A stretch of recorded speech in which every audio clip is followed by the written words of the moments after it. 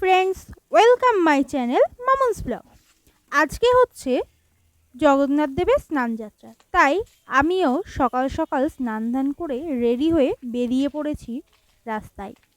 এখন আমি যাচ্ছি, এই দেখো ঘটি হাতে দুধ আনতে। যাই দেখি রাস্তায় যদি একটু দুধ পাওয়া যায় তবে তো ভালোই হয়। সেই মতো বেরিয়েও পড়েছি রাস্তায় আমি। আমাদের ঘোষ কাকুর আসতে অনেক দেরি, সেই জন্য আমি রাস্তায় দেখছিলাম কোনো ঘোষ আসে কিনা, তার কাছ থেকে দুধ নেব। দুধ তো আর পেলাম না, চলো এবার তাহলে মন্দিরে যাওয়া যাক। আর এই দেখো দেখতে দেখতে আমি চলেও এসেছি মন্দিরে।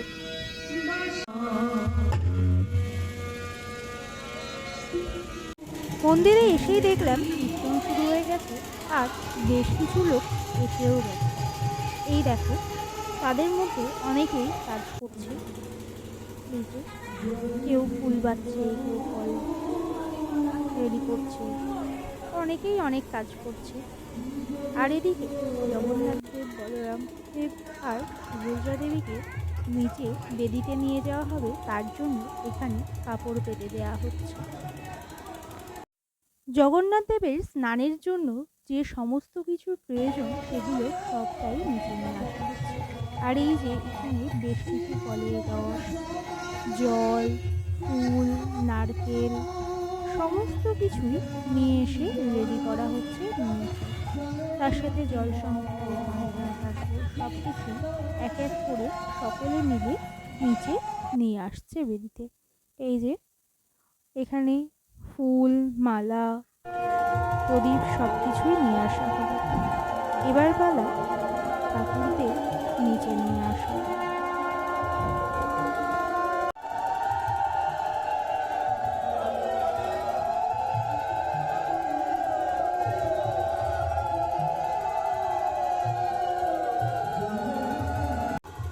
প্রথমে স্নানের বেদিতে যাবার পালা হচ্ছে বলরাম দেবের, তাই বলরাম দেব প্রথমেই সুন্দরভাবে সেজে গুজে স্নানের জন্য রেডি হয়ে নিচে নেমে পড়ছে সকলের সাথে সাথে।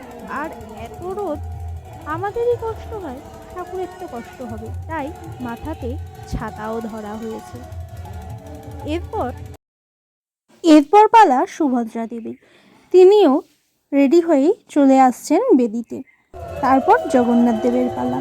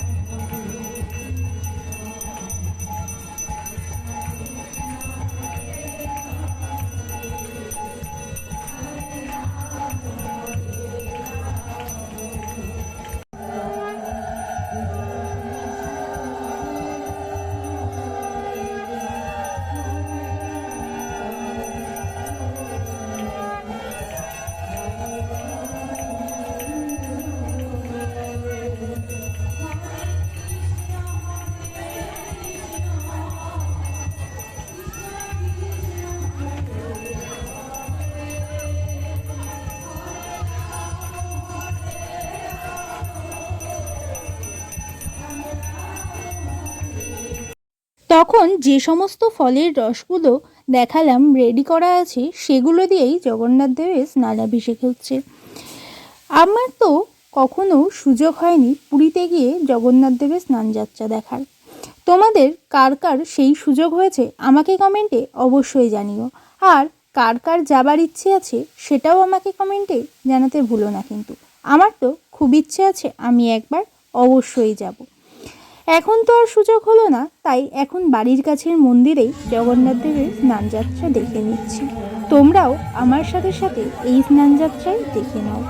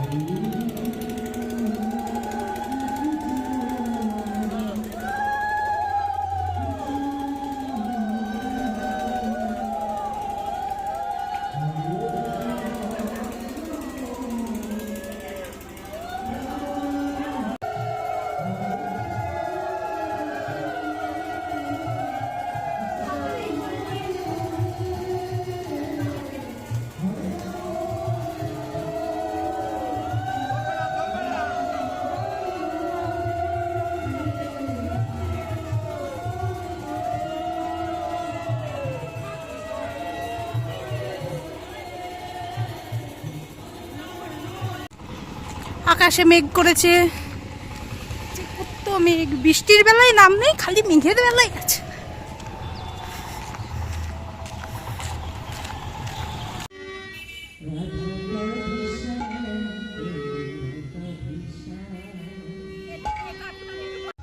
মেঘ করেছে দেখতে দেখতেই হঠাৎ দেখি আবার বৃষ্টি এসে গেছে। অনেক দিন আমাদের এদিকে মেঘ করে কিন্তু বৃষ্টি হয় না, আজকে দেখি বৃষ্টি এসে গেল। বেশ ভালোই লাগছে বৃষ্টিটা।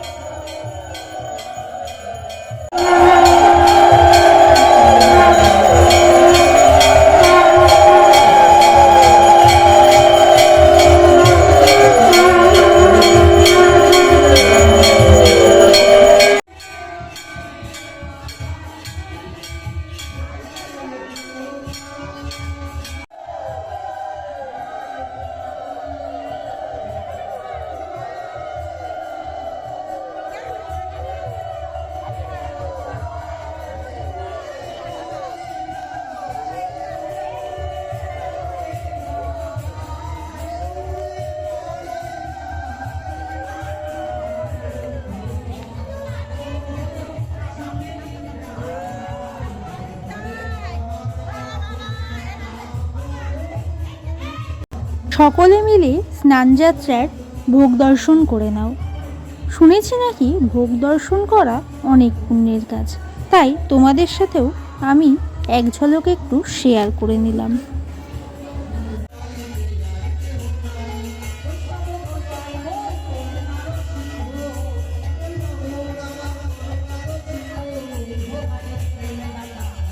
চলো এবার তাহলে প্রসাদ গ্রহণ করে আসি। বসেও পড়েছি প্রসাদ গ্রহণের জন্য।